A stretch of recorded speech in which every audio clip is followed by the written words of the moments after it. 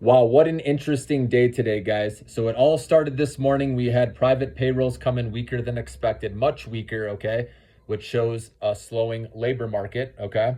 Then we had New York Community Bank come out with their earnings report. They reported huge losses. And so you saw me put out a video this morning to avoid the regional banks today, as well as the Russell 2000 index, because of the Russell 2000 index. A lot of those companies have exposure to the regional banks. So that's why I said to avoid them, which was a good call because the Russell 2000 dropped over 2.5% today.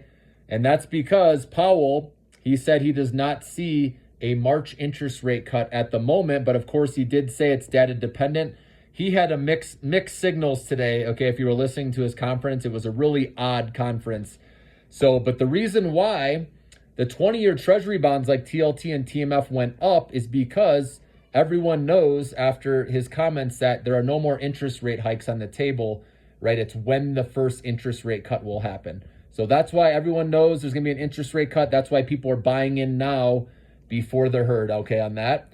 But the Russell 2000 is down because these are the interest rate sensitive stocks. Obviously, they have exposure, like we just talked about, to the regional banks. That's part of the reason why they're down.